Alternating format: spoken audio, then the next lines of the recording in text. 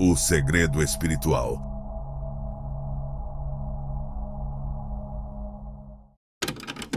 Sejam todos bem-vindos ao canal O Segredo Espiritual. Eu me chamo Gabriel e no vídeo de hoje vamos desvendar juntos um mistério fascinante que pode transformar sua vida espiritual. Você sabia que algo tão simples como o sal pode ser uma poderosa ferramenta na batalha espiritual?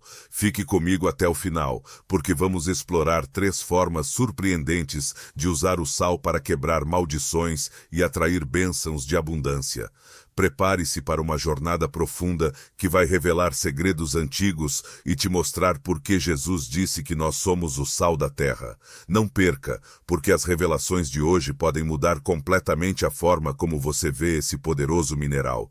E se você está realmente comprometido em alcançar um novo nível de transformação espiritual, eu tenho algo especial para você. Estou falando do audiolivro O Segredo da Transformação Espiritual, com mais de 1 hora de conteúdo exclusivo. Neste audiolivro, você vai descobrir técnicas poderosas para sua evolução espiritual, desenvolvimento pessoal e uma exploração profunda do autoconhecimento. Eu, Gabriel, tenho ajudado muitas pessoas a despertar o verdadeiro poder espiritual que reside dentro delas, e agora quero ajudar você a fazer o mesmo. Imagine ter em suas mãos o conhecimento necessário para transformar sua vida e se conectar profundamente com o seu eu interior. Comprando ele, você ganha um super desconto no meu e-book que te ensina a despertar o seu terceiro olho. O Segredo da Transformação Espiritual não é apenas um audiolivro, mas um guia para a sua jornada espiritual, desenhado para levar você a novos patamares de crescimento e autodescoberta. Não perca essa oportunidade única de mudar a sua vida. Clique no link da descrição e comece sua jornada agora mesmo. Neste vídeo, vamos revelar o poder do sal como uma ferramenta na batalha espiritual. Vamos abordar o tema de maneira clara e acessível, para que todos possam compreender seu uso correto e puro. Fique atento! Você sabia que existem 3 formas de usar o sal para quebrar maldições e atrair bênçãos de abundância? Por que você acha que Jesus disse a seus discípulos que eles são o sal da terra?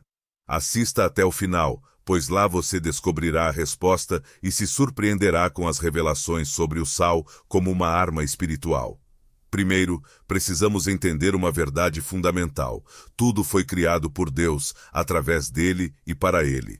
Nada existe fora de sua vontade, o que significa que o sal também foi criado com um propósito. Tudo no mundo foi feito pelas mãos poderosas de Deus, cada grão de sal, cada gota de água, cada faísca de fogo. Deus concebeu o sal antes mesmo da vida existir. Em Gênesis, vemos que no princípio, Deus criou os céus e a terra. Sendo um mineral, o sal já estava presente desde o início. A igreja muitas vezes evita discutir que Deus concede autoridade não apenas aos seres humanos, mas também às plantas, animais e elementos. Tudo tem um propósito divino. Considere o fogo e a água. O fogo consome, a água dá vida. Da mesma forma, o sal tem a autoridade de temperar e preservar. O fogo destrói, a água sustenta, e o sal purifica e conserva. Cada elemento é um instrumento nas mãos do Todo-Poderoso. Vamos refletir profundamente. Todos os elementos do mundo possuem um propósito divino. Assim como o sal preserva os alimentos, ele também preserva nossa fé em tempos de provação. Aproveito para encorajá-lo a compartilhar nos comentários sua experiência com o uso do sal. Muitos são inspirados e fortalecidos ao ouvir testemunhos de outros cristãos. Por exemplo, uma irmã testemunhou uma mudança milagrosa em sua vida após ungir suas mãos com sal. Você também já sentiu o poder do sal em oração? Compartilhe sua história e como Deus agiu em sua vida através deste poderoso mineral. Continuando, as civilizações antigas acreditavam que o sal tinha um poder extraordinário. Ele preservava alimentos, dava sabor às refeições e, surpreendentemente, era usado como moeda na Roma antiga, de onde se origina a palavra salário. Jesus frequentemente ensinava através de parábolas, mas nem tudo era simbólico. Óleo, pão e vinho desempenham papéis sagrados na fé cristã. Então, por que aceitar o uso do óleo sem questionar, mas duvidar do poder do sal? Alguns acreditam que o sal é algo maligno, associado a rituais sombrios. Isso é uma mentira do inimigo. Lembre-se do que está escrito em João 10. O ladrão vem apenas para roubar, matar e destruir. O inimigo deseja roubar a verdade sobre o sal. O espiritual se manifesta no físico e Deus utiliza o que ele criou para cumprir sua vontade. Veja o exemplo do óleo da unção, mencionado 20 vezes nas Escrituras. No Antigo Testamento, era usado para ungir o sumo sacerdote, seus descendentes, o tabernáculo e seus utensílios, marcando-os como santos e separados para Deus, como podemos ler em Levítico 8 e Êxodo 25. No entanto, os judeus foram proibidos de reproduzir esse óleo para uso pessoal, conforme lemos em Êxodo 30. A receita do óleo incluía mirra, canela e outros. Se você chegou até aqui e está se identificando com o conteúdo do vídeo, considere se inscrever no canal e comentar gratidão. Obrigado! Ingredientes naturais, mas o poder não estava nesses ingredientes em si, e sim na obediência a Deus. Se Ele nos manda ungir com óleo, devemos fazê-lo. É crucial entendermos que Deus nos chama para usar suas criações de forma intencional. Se Ele nos orienta a ungir com óleo, fazemos isso. Por que não fazer o mesmo com o sal? Estamos ignorando uma poderosa arma que Deus nos deu. O sal, assim como o óleo, tem um lugar sagrado quando usado de acordo com a vontade de Deus. Em Mateus 5, Jesus nos diz: "Vocês são o sal da terra. Não permitamos que o inimigo nos roube essa verdade." A unção com óleo é mencionada apenas 4 vezes no Novo Testamento. Em Lucas 7, Maria unge os pés de Jesus em adoração. Em Tiago 5, os anciãos ungiam os enfermos para curá-los. Em Hebreus 1, Deus unge Jesus com o óleo da alegria, proclamando: "Teu trono, ó Deus, é para todo o sempre." Esses exemplos mostram que Deus utiliza o material para refletir o espiritual e cumprir sua vontade. Consideremos outro exemplo, o cajado de Moisés. Deus conferiu poder ao cajado nas mãos de Moisés para manifestar seu poder. Jeová perguntou: "O que é isso na sua mão?" Moisés respondeu: "Um cajado." E Jeová disse: "Jogue-o no chão." Moisés jogou e ele se transformou em uma serpente. Acreditaram que Jeová havia aparecido a ele. Os profetas utilizaram água, sal, óleo, mantos e cajados em seu ministério. Não adoravam esses objetos, mas os empregavam como ferramentas em atos proféticos, reconhecendo que o uso cotidiano dos elementos poderia transformá-los em rituais meramente religiosos. Tudo o que discutimos está fundamentado na Bíblia. Nada foi alterado. É simplesmente a palavra de Deus. O inimigo é um usurpador. Em alguns lugares, disse estar salgado para referir-se a alguém com má sorte, associando-o à feitiçaria, pois é sabido que bruxas utilizam sal para amaldiçoar. Negar essas práticas é ignorar a realidade do mal no mundo. O mal e as pessoas ímpias existem. Não há magia branca vinda de Deus. Qualquer ato que não seja guiado pelo Espírito Santo e pela Bíblia é feitiçaria. O inimigo, como usurpador, imita e corrompe o que Deus cria, tentando usar as armas de Deus para seu próprio benefício. Satanás tentou Jesus oferecendo-lhe os reinos do mundo, uma autoridade roubada do homem. Em Mateus 4, o tentador ofereceu a Jesus os reinos do mundo, embora estes tenham sido dados ao homem por Deus. Satanás levou Jesus a um monte alto, mostrou-lhe todos os reinos e sua glória, e disse: "Tudo isso te darei, se prostrado me adorares." Mas o homem, através de sua desobediência, perdeu essa autoridade, permitindo que Satanás usurpasse os reinos do mundo. Vamos refletir. Estamos cientes de como o inimigo tenta corromper o sagrado? Usamos as ferramentas que Deus nos deu com reverência e propósito? Lembremos sempre que o material pode refletir o espiritual e que devemos usar essas ferramentas com fé e obediência a Deus. Como está escrito em Efésios 6, "Porque a nossa luta não é contra carne e sangue, mas contra os principados, contra as autoridades, contra os poderes deste mundo tenebroso e contra as forças espirituais do mal nas regiões celestiais." A Bíblia sugere que Deus e seus profetas foram os primeiros a usar o sal após a criação desse mineral. A história de Sodoma e Gomorra, em Gênesis 19, é conhecida. Ló, buscando prazeres mundanos sem a orientação de Deus, escolheu viver nessas cidades depravadas. O pecado e a depravação sexual chegaram até o céu. Deus puniu a esposa de Ló por sua desobediência, transformando-a em uma estátua de sal. Aqui, o sal foi usado para punir o pecado da desobediência. Não foi Satanás, mas Deus quem usou este mineral para exercer sua justiça.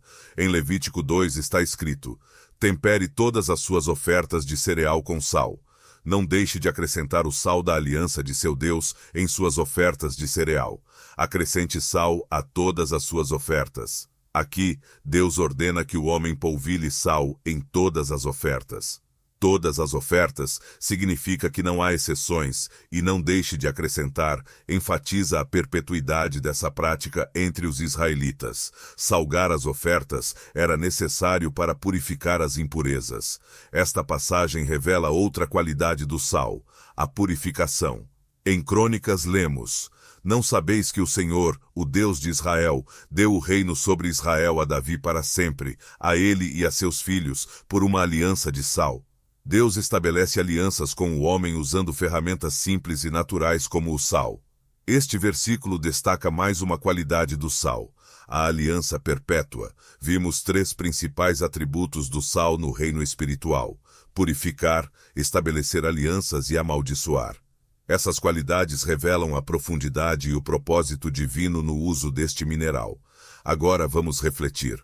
Por que as bruxas usam sal em feitiçarias? Elas o utilizam precisamente por conhecerem os atributos espirituais do sal, sabendo que é um mineral criado pelo Deus Todo-Poderoso, transcendente ao mundo material e espiritual, e que foi dotado dessas 3 autoridades específicas. Quando usado contra o inimigo, pode causar grande dano. O inimigo tentou convencer os cristãos e o mundo de que o sal é um instrumento do mal, usado apenas por feiticeiros. Mas hoje, você entenderá que o sal não é apenas uma ferramenta obsoleta do Antigo Testamento. A aliança de sal é eterna, e se os cristãos deixaram de usá-la, é porque foram astutamente enganados. Hoje é o dia de dizer basta às mentiras. Hoje é o dia da verdade, glória a Deus. No início deste estudo, vimos que a esposa de Ló foi transformada em uma estátua de sal. Isso está relacionado à destruição de Sodoma e Gomorra. Em Deuteronômio 29 lemos: e as gerações futuras, seus filhos que se levantarem depois de vós, e o estrangeiro que vier de uma terra distante, quando virem as pragas desta terra e as doenças com as quais o Senhor a afligiu, o enxofre e o sal queimando toda a sua terra, não será semeada, nem produzirá, nem crescerá nela qualquer erva, assim como na destruição de Sodoma e Gomorra, que o Senhor destruiu em sua ira e furor. O enxofre e o sal são símbolos de maldição na terra, impedindo qualquer vegetação de crescer. O sal, junto com o enxofre, destrói. Agora você entende por que os feiticeiros usam sal.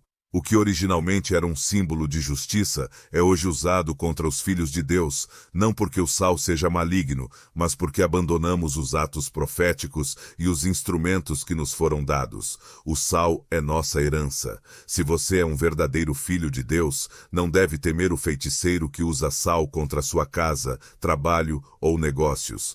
Você tem autoridade para desfazer qualquer feitiçaria e quebrar maldições. Sofonias 2 diz: portanto, tão certo como eu vivo, diz o Senhor dos Exércitos, Deus de Israel, Moabe será como Sodoma, e os filhos de Amon como Gomorra, um campo de urtigas e um fosso de sal, e uma desolação perpétua. O remanescente do meu povo os saqueará, e o remanescente do meu povo os possuirá. O sal está ligado à destruição de Sodoma e Gomorra, Moabe e Amon. Moabe e Amon são filhos do incesto entre Ló e suas filhas, nascidos após a destruição de Sodoma e Gomorra. Esse ato de depravação resultou em 2 nações perversas que constantemente guerrearam contra Israel.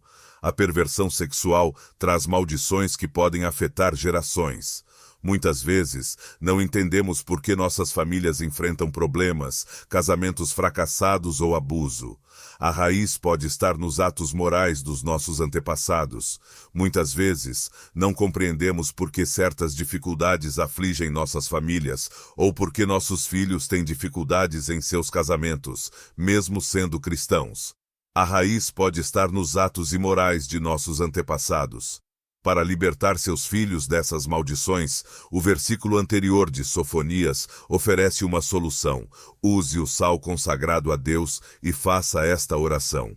Meu Pai, Deus de Israel, obrigado por me encontrar e me dar sua palavra. Perdoe os pecados da minha família, de meus avós e pais. Perdoe a depravação sexual da minha família. Hoje, tomo o sal consagrado em seu altar e seco o mal que até hoje pesava sobre minha família. Eu espalho o sal sobre meu ventre. A desolação deixou o lugar onde habitava o pecado de Sodoma e Gomorra. A partir de hoje, deixo para trás toda a maldade para que sua verdade, sua piedade e sua misericórdia reinem sobre mim e minhas gerações, em nome poderoso de Jesus. Amém. O sal é o único elemento na Bíblia usado tanto para abençoar quanto para amaldiçoar. É uma arma de Deus, herdada por seus filhos, mas que o inimigo tenta usar contra nós. Não tema. Jesus disse, vocês são o sal da terra, mas se o sal perder o sabor, como restaurá-lo? Não servirá para nada, exceto para ser jogado fora e pisado pelos homens. Na Bíblia, o sal aparece em contextos de maldição e bênção. O Salmo 107 diz, ele transformou rios em deserto, fontes em terra sedenta e terra frutífera em deserto salgado, por causa da maldade dos que nela habitavam. O sal marca a terra estéril como punição pela maldade. Os cristãos raramente usam o sal para amaldiçoar, o que é bom, pois devemos ter amor genuíno. No entanto, um filho de Deus deve saber quando usar o sal para a guerra e quando para a paz. O sal é uma arma tanto de guerra quanto de paz. Aqui, focamos no sal como uma arma de guerra. Um exército é feito para a proteção de um país e será utilizado no momento oportuno, quando um invasor tentar tomar o território à força. Enquanto os invasores não atacam, o exército permanece em estado de alerta, mas preparado para a guerra. Na guerra espiritual, o inimigo já está atacando o território cristão, e o sal deve ser usado para amaldiçoar o exército inimigo. Pegue o sal consagrado a Deus e espalhe-o em sua casa, seu bairro, sua cidade. Agora, convido você a fazer esta oração com autoridade. Meu Pai, Deus de Israel, neste dia, tomo o sal da aliança e espalho-o sobre toda a minha cidade, casa, bairro, igreja, e seco todas as obras do inimigo, toda a feitiçaria, toda a idolatria. Desfaço todos os pactos. Se você chegou até aqui e está se identificando com o conteúdo do vídeo, considere se inscrever no canal e comentar gratidão. Obrigado. Que o feiticeiro e a bruxa fizeram sobre esta cidade, e dou um ultimato ao feiticeiro. Se ele não se arrepender de todo o seu mal, ele próprio cairá sob a poderosa mão do Deus vivo. Eu amarro o homem forte em nome de Jesus, e amarro todo o espírito de vingança que deseja vir contra mim e os meus, e a partir de hoje e para sempre, a maldade nunca mais se levantará nesta cidade, em nome de Jesus. Que assim seja escrito e assim seja feito. O sal é poderoso. Eliseu foi à fonte das águas, jogou sal e disse, assim diz o Senhor, eu purifiquei estas águas, não haverá mais morte ou esterilidade aqui. Este é o versículo mais lembrado sobre o sal. Eliseu, um homem com porção dobrada do Espírito, usou o sal que Deus lhe deu e curou as águas em nome do Senhor. Em Ezequiel 4 está escrito, quando terminares de fazer expiação, oferecerás um novilho sem defeito e um carneiro sem defeito. Os sacerdotes deverão aspergir sal sobre eles e oferecê-los como holocausto ao Senhor. Os animais oferecidos a Deus tinham que ser purificados com sal antes de serem sacrificados. Isso mostra a importância do sal nos rituais de purificação do Antigo Testamento. Pense no dinheiro. Ele passa por muitas mãos antes de chegar ao altar de Deus como oferta ou dízimo. Você sabe por onde esse dinheiro passou? Talvez por ladrões, assassinos, contrabandistas, casas de prostituição, feiticeiros, etc. O sal consagrado a Deus é uma arma de purificação capaz de santificar o dinheiro que você traz ao altar. Regra de ouro. Se você quiser consagrar sal para Deus, faça-o com reverência e respeito. Se comprar sal para consagrar, compre um pacote inteiro e dedique 100% ao serviço de Deus. Use esse sal somente para honrar a Deus, sem usá-lo para outra finalidade, como cozinhar. Lembre-se de que você comprou o sal exclusivamente para uso no altar. Da mesma forma, o recipiente que você usar deve ser dedicado exclusivamente a esse propósito. Não reutilize uma garrafa velha. Compre um novo recipiente e dedique-o para honrar a Deus. Essa mesma regra se aplica ao óleo. Muitas igrejas, ao receber dízimos e ofertas, polvilham sal sobre eles e oram a Deus para purificá-los de qualquer impureza, conforme descrito em Levítico 2. Embora nem todas as igrejas pratiquem esse ato profético, há aqueles que entendem que o fruto do trabalho deve ser puro. Portanto, antes de trazer seu dízimo, alguns o purificam em casa com o sal consagrado para essa finalidade. A aliança de sal mencionada em Números 18 diz: todas as ofertas alçadas das coisas santas que os filhos de Israel oferecerem ao Senhor, eu as dei a ti e a teus filhos e a tuas filhas contigo, por estatuto perpétuo. É uma aliança de sal para sempre diante do Senhor para ti e para a tua descendência contigo.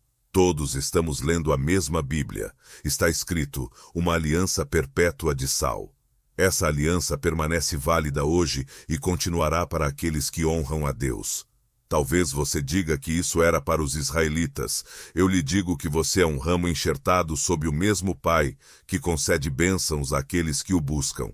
Nas Escrituras Sagradas, o sal, por sua capacidade de conservar, simboliza a durabilidade, lealdade e eternidade, sendo um sinal de aliança. A essência de uma aliança é sua perpetuidade, e por isso o sal é um símbolo adequado.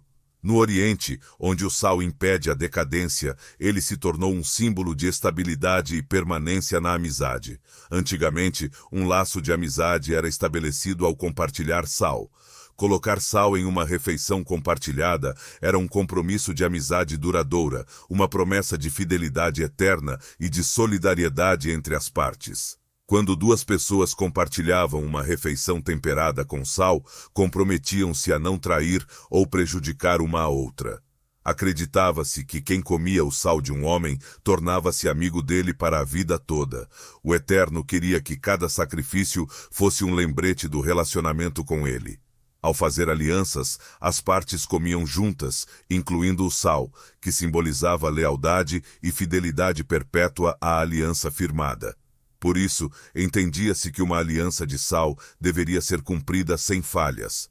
Números 18 menciona que a traição da aliança de sal muitas vezes resultava em morte. Em certa ocasião, um historiador americano estava pesquisando em uma cidade do Oriente Médio e, sem perceber, a noite caiu. Sabendo do perigo das estradas à noite, ele se aproximou de uma tenda ao longo do caminho. Provavelmente, a tenda pertencia a ladrões que atacavam viajantes, mas ele não se importou. A noite estava fria e perigosa. O americano aproximou-se e pediu abrigo, explicando que a cidade ainda estava longe e que era arriscado continuar. O dono da tenda respondeu: "Você não sabe que sou um ladrão? Como sabe que não vou matá-lo e roubar seus pertences?" "Sim, eu sei que você é um ladrão", respondeu o viajante, "mas vou fazer uma aliança de sal com você." O ladrão disse: "Venha, bendito do Senhor, e sente-se."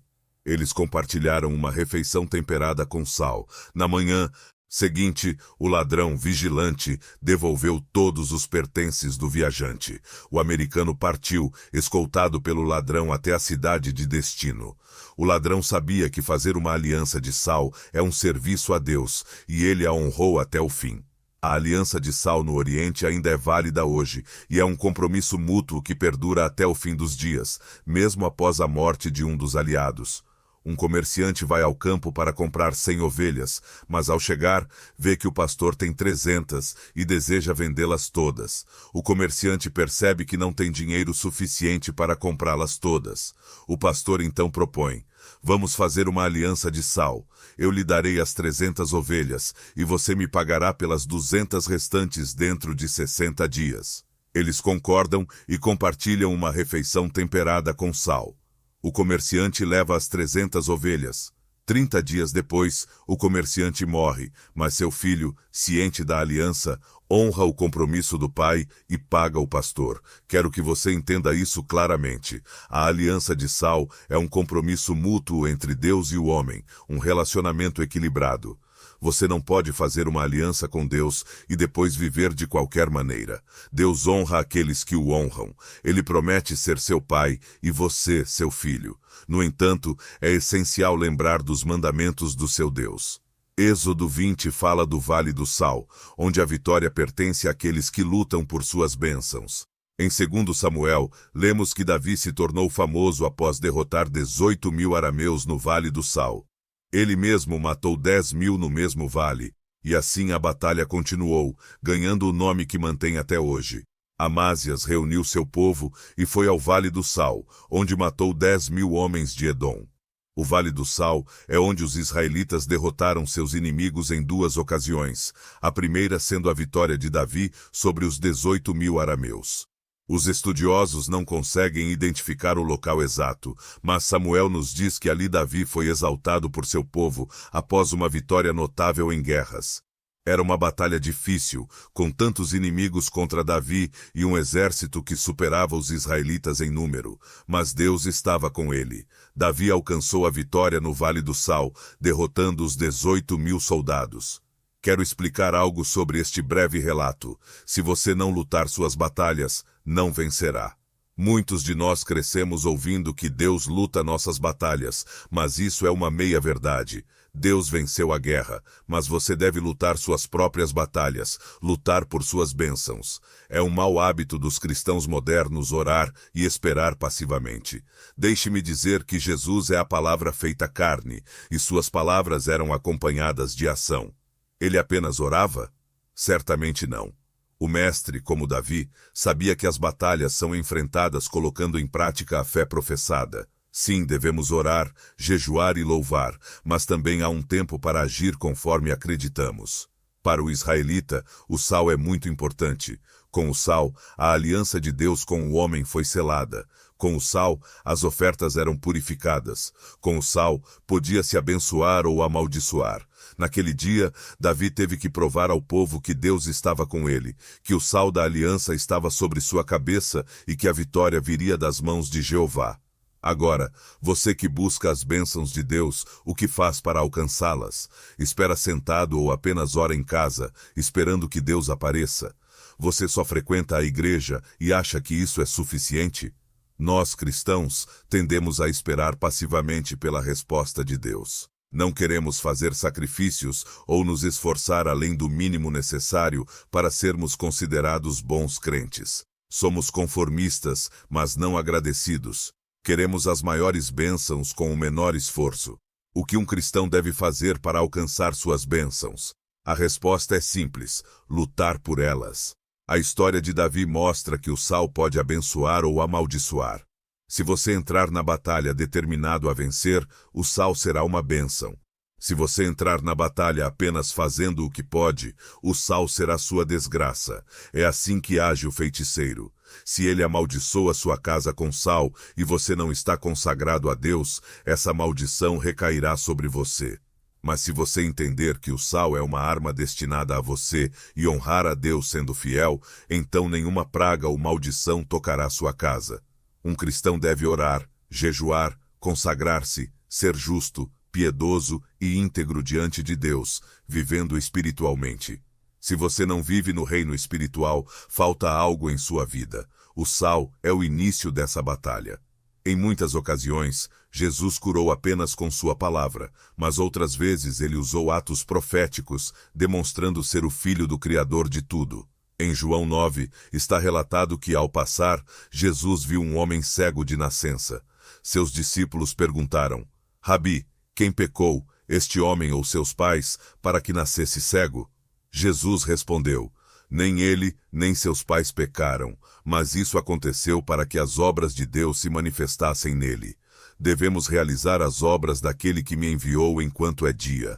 A noite vem, quando ninguém pode trabalhar. Enquanto estou no mundo, se você chegou até aqui e está se identificando com o conteúdo do vídeo, considere se inscrever no canal e comentar gratidão.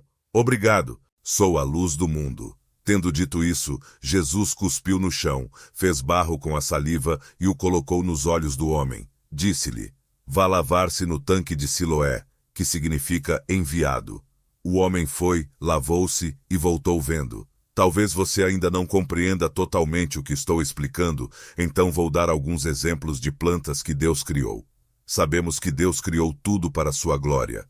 Entre suas criações, há plantas com propriedades curativas para o corpo humano e animal, e algumas têm o poder de curar doenças graves. Muitos dos medicamentos de hoje são derivados dessas plantas, como a aspirina e a morfina.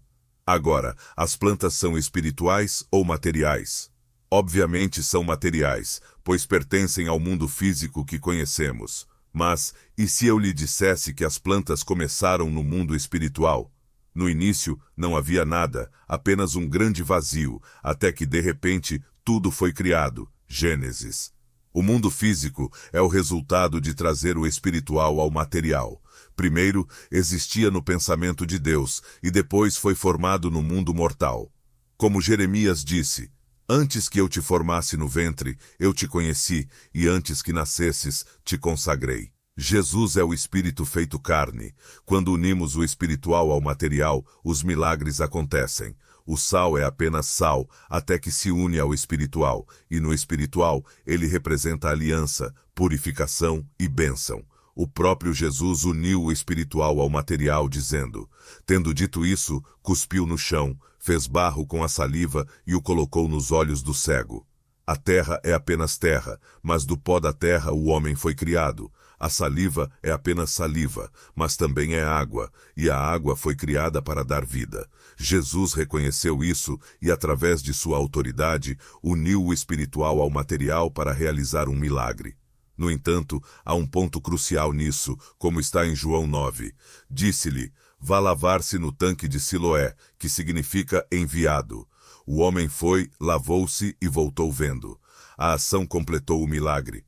Obediência e ação produziram bênção. Resumo final. O sal foi usado como ferramenta de guerra desde os tempos do Antigo Testamento, representando a aliança entre Deus e Davi. Ele foi utilizado para purificar ofertas e condenar lugares marcados pelo pecado. Simbolicamente, o sal representa o eterno. É usado para purificar, amaldiçoar e estabelecer alianças. Seu manuseio deve ser meticuloso e puro desde a compra, dedicando-o e utilizando utensílios novos reservados apenas para esse propósito. Ao usar o sal, o crente deve ser dedicado a Deus e viver como um verdadeiro filho da fé. O sal é aplicado em áreas afetadas por maldições de feiticeiros, pecado e maldade humana, em locais onde espíritos malignos se recusam a sair. Orações e intercessões são realizadas durante o ato, restringindo qualquer espírito de vingança. O sal também é utilizado para eliminar maldições de corrupção transmitidas de geração em geração, aplicando-o sobre o ventre e renunciando a qualquer laço ancestral. Deve-se também espalhá-lo sobre os dízimos e ofertas apresentados no altar, orando por sua purificação. No lar e em lugares consagrados, o sal é espalhado para afirmar que estão protegidos pela graça divina e que nenhuma entidade maligna ou feitiço tem poder sobre eles. Nas culturas orientais, o sal simboliza um compromisso mútuo de não trair ou causar dano, estabelecendo um laço de confiança e lealdade eterna. No entanto, o sal não terá efeito sem fé e compromisso com Deus. Aviso final. Você já ouviu falar da serpente de bronze que Deus ordenou a Moisés fazer em Números 21? Após deixar o Monte Horebe e seguir em direção ao Mar Vermelho para contornar a terra de Edom, o povo ficou desanimado e falou contra Deus e Moisés.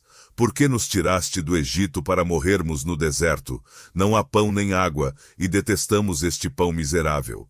Então o Senhor enviou serpentes venenosas que mordiam o povo, e muitos israelitas morreram. O povo foi a Moisés e disse: Pecamos ao falar contra o Senhor e contra ti. Ora ao Senhor para que tire as serpentes. Moisés orou pelo povo, e o Senhor disse: Faça uma serpente ardente e coloque-a numa haste. Quem for mordido e olhar para ela, viverá. Moisés fez uma serpente de bronze e a colocou numa haste. Quando alguém era mordido e olhava para a serpente de bronze, vivia.